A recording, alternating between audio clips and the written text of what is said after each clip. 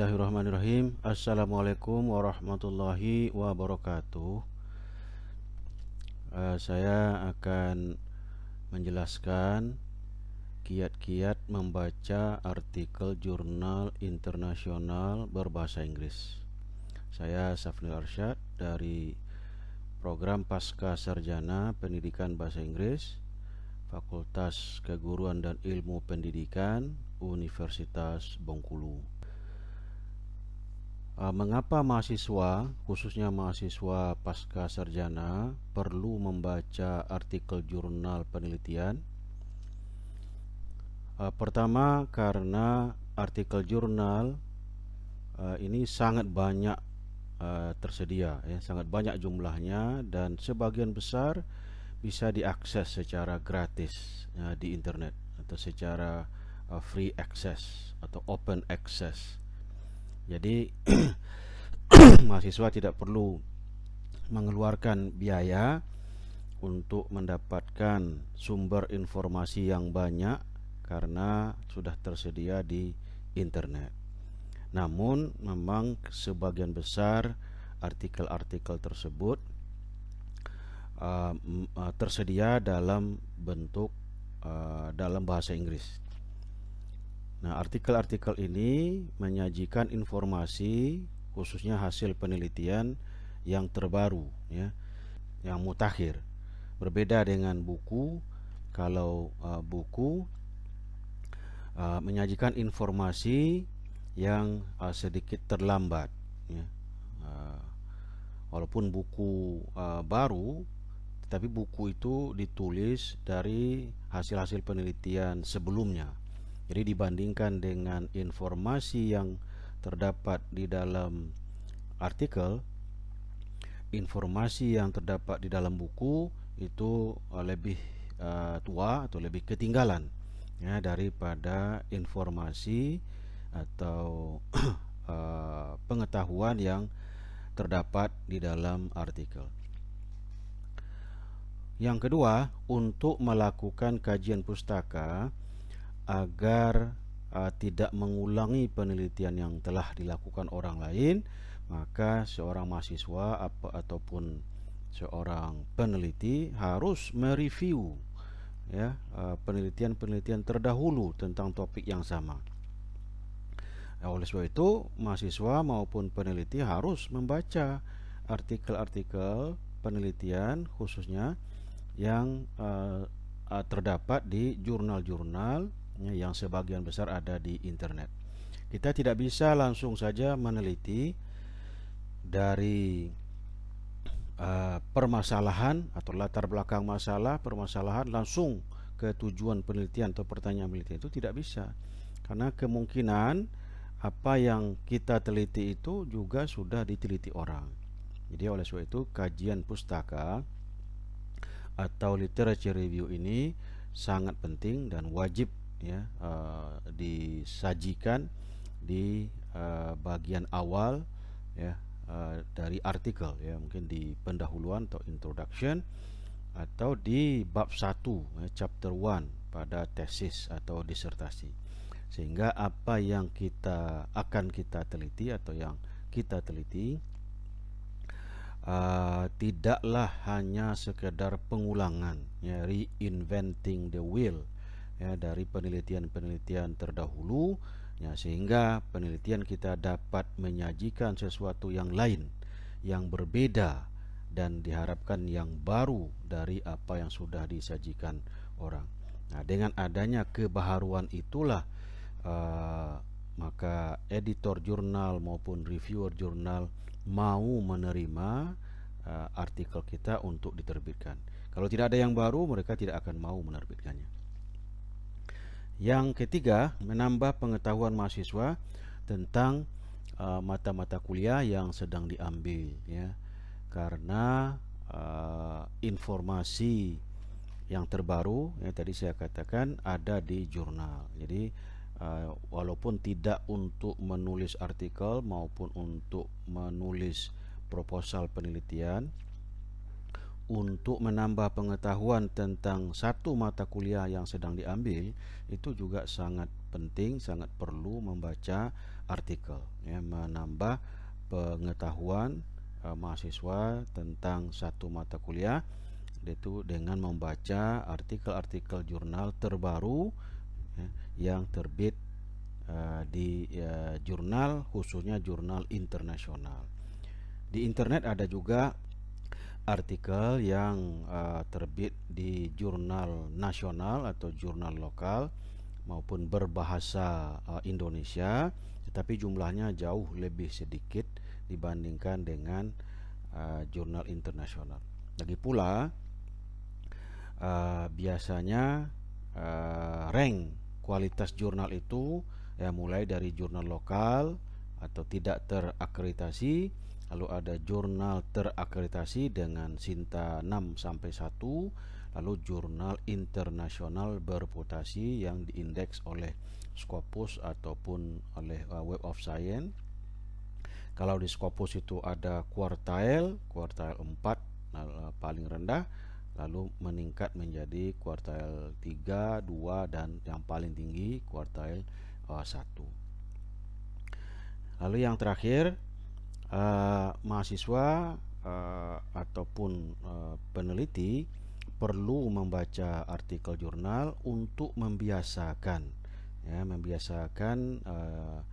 atau terbiasa dengan pola retorika dan fitur linguistik artikel jurnal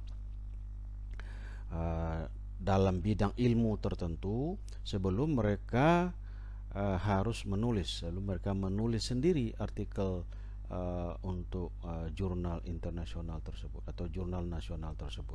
Jadi untuk membiasakan diri, untuk melatih kearifannya terhadap pola retorika dan fitur linguistik artikel jurnal ya sebelum dia menulis sendiri. Nah, saya perhatikan kalau mahasiswa itu sering membaca artikel, maka dia terbiasa dengan pola retorika dan fitur linguistik sehingga artikel yang dia tulis pun akan lebih baik ya, karena membaca itu tidak saja menambah pengetahuan kita tentang konten artikel, tapi juga tentang ciri-ciri struktur ya, wacana artikel dan juga ciri-ciri linguistik dari artikel yang kita baca. Bagaimana membaca artikel jurnal penelitian? Ini saya dapatkan informasi, saya cari dari internet. When you first read an article or research paper, focus on asking specific questions about each section. Ini kiat-kiatnya. Buatlah pertanyaan untuk setiap bagian, misalnya abstrak. Apa saja pertanyaan yang bisa kita ajukan atau yang perlu kita ajukan sebelum membaca abstrak, lalu carilah jawabannya di dalam abstrak tersebut. Ya, misalnya abstrak itu terdiri dari 5 move ya, seperti yang sudah disajikan dalam video sebelumnya. Nah, lalu buatlah pertanyaan, misalnya mengapa penelitian ini perlu dilakukan. Nah, itu di latar belakang. Lalu apa tujuan penelitian ini? Nah, itu ada di tujuan. Metode apa yang dipakai dalam penelitian ini, atau bagaimana penelitian ini dilakukan, itu di metode. Apa temuan penelitian ini, itu di bagian hasil. Apa kesimpulan, saran, dan implikasi dari hasil penelitian ini, itu di bagian kesimpulan dan saran. Jadi ada 5 pertanyaan yang bisa diajukan di dalam abstrak ya, untuk kita cari jawabannya ketika membaca. Tentu pertanyaan ini harus kita ingat ya, sehingga kita tidak perlu membacanya ya, setiap kali kita membaca artikel. Kalau kita sering-sering mencari 5 move itu di dalam abstrak, maka kita akan ingat. Itu juga untuk introduction ya, bagian pendahuluan misalnya. Mengapa topik penelitian itu penting ya, itu ada di bagian awal pendahuluan. Mengapa penelitian perlu dilakukan, itu ada di setelah literature review ya. hasil atau akibat daripada literature review. Lalu apa ciri khas dari penelitian ini? Itu ada di pertanyaan penelitian ataupun tujuan penelitian. Jadi ada 3 move yang mungkin ada di bagian pendahuluan. Ya, begitu juga dengan bagian-bagian lain, ya, metode, hasil dan pembahasan serta kesimpulan. The strategy can help with overall comprehension and with understanding how the content relates, ya, or does not relate to the problem you want to investigate. Ya, jadi pertanyaan-pertanyaan ini sangat membantu kita, ya, dalam membaca, memahami artikel, sehingga kita tidak perlu membaca keseluruhan kalimat maupun keseluruhan paragraf. Kalau kita sudah tahu jawabannya, misalnya mengapa topik penelitian ini penting, ya, di awal paragraf, di awal introduction, misalnya sudah ada di paragraf pertama, maka paragraf berikutnya tidak perlu lagi kita baca, kita langsung saja mencari jawaban dari pertanyaan kedua, mengapa penelitiannya perlu. As you review more and more studies, the processes of understanding and critically evaluating the research will become easier, because the content of what you review will begin to coalesce, ya, around common themes and patterns of analysis. Jadi semakin sering kita melakukan strategi yang sama, ya, bertanya dan mencari jawabannya di dalam artikel, maka makin lama akan makin mudah membacanya. Ya, tentu ini perlu latihan yang sering dan banyak. Ya, mulailah membaca artikel sesuai dengan bidang ilmu kita sendiri. Jadi jangan membaca artikel dalam bidang ilmu yang tidak kita kuasai. Lalu mulai membaca bagian-bagian kecil dari artikel, misalnya baca abstrak saja, ya, karena abstrak itu relatif lebih pendek dibandingkan dengan bagian-bagian lain. Ya, mulai baca abstrak, lalu baca kesimpulan, ya, karena juga lebih pendek. Nah, untuk berlatih, ya, baru kita meningkat, ya, membaca bagian pendahuluan, metode dan pembahasan. Yang panjang di dalam artikel itu adalah bagian hasil dan pembahasan, itu sekitar 60% porsinya. Bagian pendahuluan itu 20%, bagian metode itu 15%. Jadi kalau artikel itu panjangnya 7.000, ya, maka bagian pendahuluannya ya sekitar 1.400 kata atau 2 atau 3 halaman, ya, itu cukup panjang. Metode itu sekitar 15%, ya, sekitar 1.100, ya, 1.200 kata, sekitar 2 halaman paling panjang. Lalu hasil, yang dan pembahasan, hasilnya lebih panjang biasanya dari pembahasan, karena isinya data-data yang disajikan dalam bentuk tabel, grafik, ya, angka-angka, ya, ataupun dalam bentuk contoh-contoh kata, contoh kalimat dan lain-lain.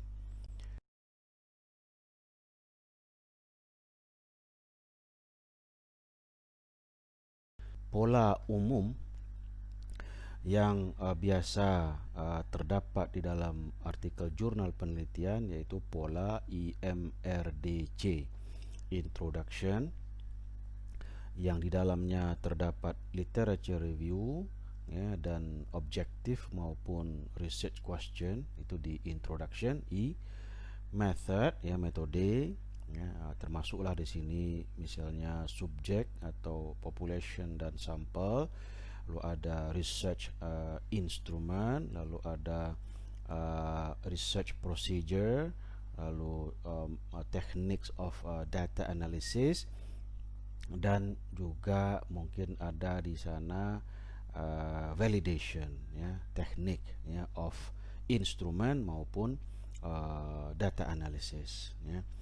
Lalu bagian ketiga C, ya, bagian R, results atau finding. Jadi ini berupa ringkasan data-data yang diperoleh menggunakan instrumen yang disajikan dengan bentuk dengan cara yang mudah dipahami. Misalnya kalau ada tabel ya tidak boleh terlalu panjang ya. Jangan melewati satu halaman ya supaya mudah dipahami. Ya kalau tabelnya panjang ya dipecah ya menjadi beberapa tabel. Lalu bagian discussion ya ini biasanya digabung ya dengan bagian result sehingga judul pinggirnya results and discussion atau findings and discussion. Tapi ada juga yang dipisah. Kalau menurut saya kebanyakan ini digabung. Nah, kebanyakan dipisah ya, dipisah. Nah, kalau dipisah maka di bagian discussion ini akan ada pernyataan kembali tentang statement of result ya. Di sini. Lalu terakhir adalah conclusion, suggestion dan implication. Ya, conclusion itu ya, poin-poin penting dari hasil penelitian. Suggestion ini ada suggestion saran untuk tindakan dari hasil penelitian dan juga saran untuk penelitian selanjutnya. Dan juga ada implication. Ya, mungkin juga ada di sini limitation. Nah, untuk introduction ini tujuannya adalah untuk meyakinkan pembaca bahwa penelitian yang telah dilakukan, karena kita membaca artikel berarti penelitian sudah dilakukan, penting ya, dan bermanfaat dengan alasan bahwa terdapat celah atau gap of information ya, gap informasi dan pengetahuan tentang sebuah topik yang penting.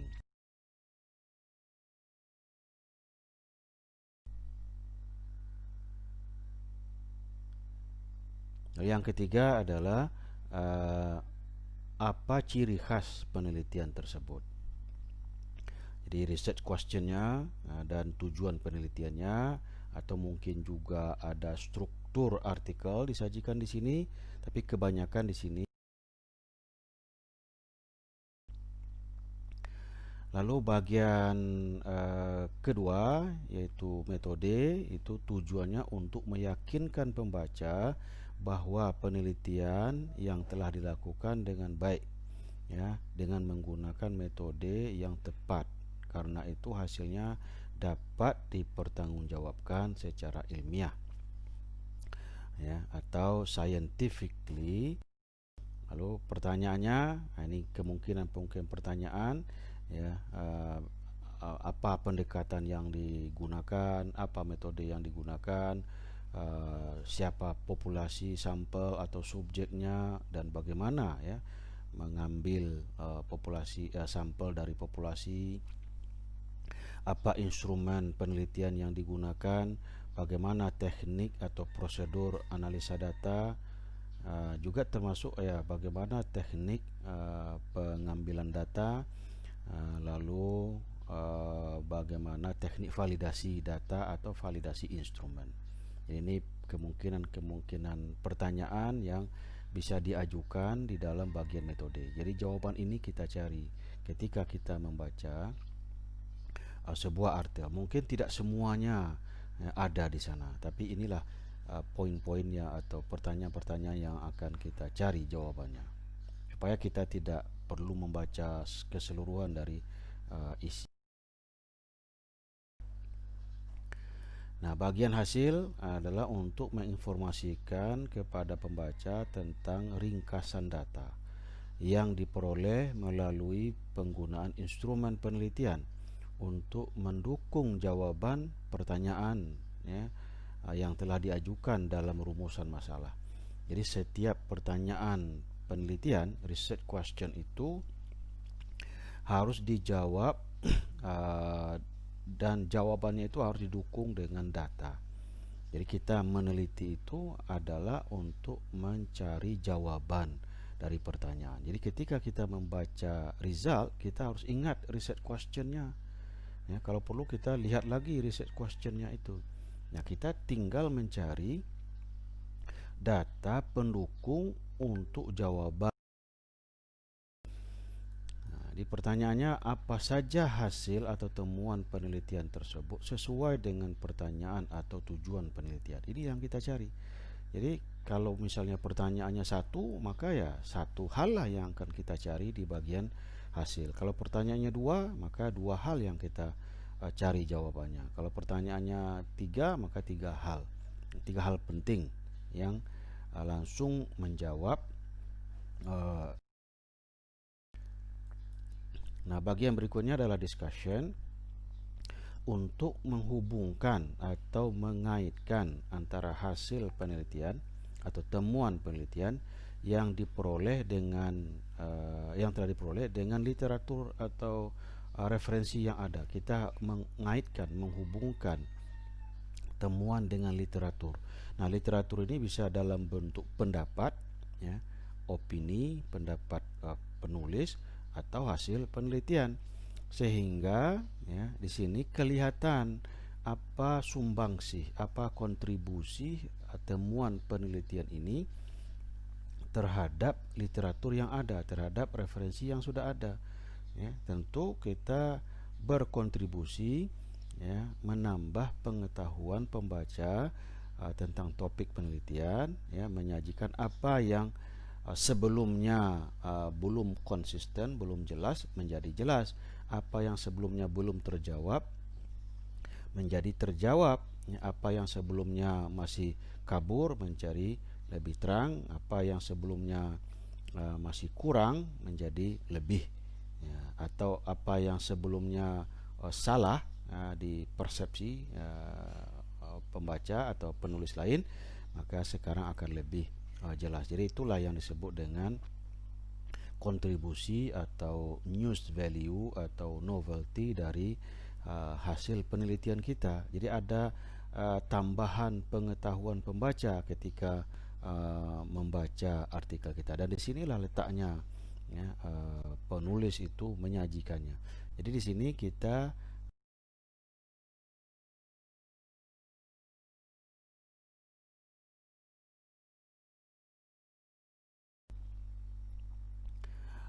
pertanyaan yang pertama, apa temuan penelitian, karena ini biasanya diulangi lagi, ya.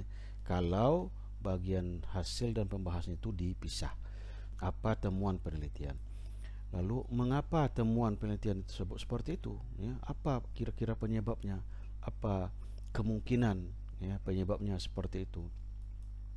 Yang ketiga, apa artinya, ya, interpretasi, apa maknanya, ya, what does it mean, ya, dari hasil seperti itu, ya. Jadi ada interpretasi dari penulis terhadap temuan penelitiannya.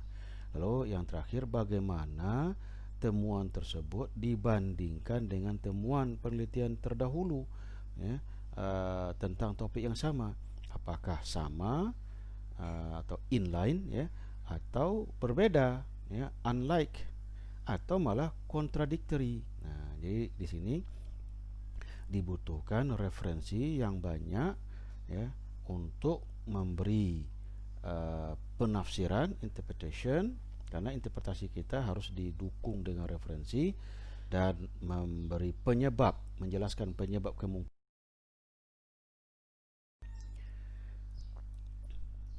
Nah, bagian akhir adalah kesimpulan. Ini tujuannya menyampaikan kembali temuan-temuan penting penelitian, menyampaikan keterbatasan metode penelitian, mengusulkan saran atau mengusulkan saran untuk penelitian selanjutnya, serta menyampaikan kemungkinan.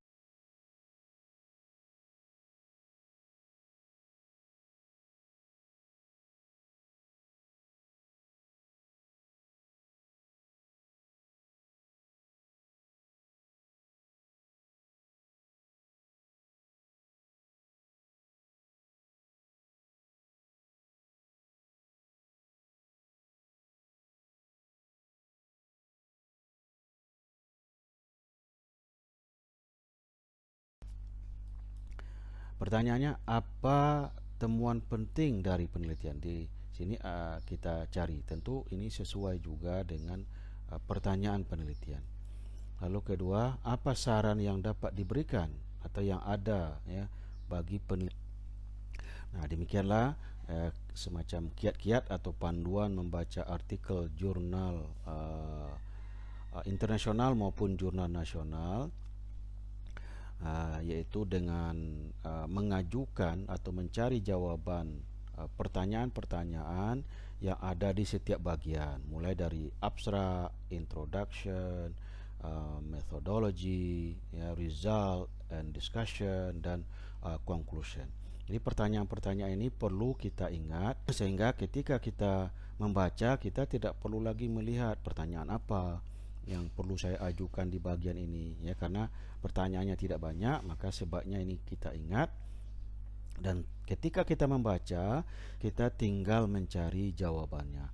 Ketika kita sudah mendapatkan jawabannya, maka kita tidak perlu lagi membaca paragraf yang lain kalau ada di dalam bagian yang sama, ya. Misalnya di bagian introduction kita sudah tahu, sudah dapat jawaban mengapa topik penelitian ini penting, ya. Lalu kita lanjut mencari jawaban dari pertanyaan kedua, mengapa penelitiannya ini penting. Sudah, ya. Jadi dengan menggunakan cara seperti ini, kita tidak perlu membaca seluruh kalimat, seluruh paragraf dalam sebuah artikel, khususnya artikel penelitian, ya, sehingga kita bisa lebih efektif dan lebih efisien dalam membaca, sehingga bisa membaca lebih banyak artikel. Tentu ini tidak semudah yang diucapkan, ya, memerlukan latihan yang sering, yang banyak, ya, dan mulailah dari bagian yang kecil seperti abstrak, ya, kesimpulan, dan metode, dan lalu baru kita menanjak, ya, meningkat ke bagian-bagian pendahuluan dan bagian pembahasan, ya. Ini merupakan keterampilan berbahasa, yaitu reading atau membaca. Yang namanya keterampilan itu membutuhkan latihan yang banyak, ya. Nah, practices make perfect. Latihan-latihan itu akan membuat kita semakin sempurna dan semakin menguasai keterampilan membaca. Silakan mencobanya. Demikian, semoga bermanfaat. Wabillahi taufiq wal hidayah. Wassalamualaikum warahmatullahi wabarakatuh.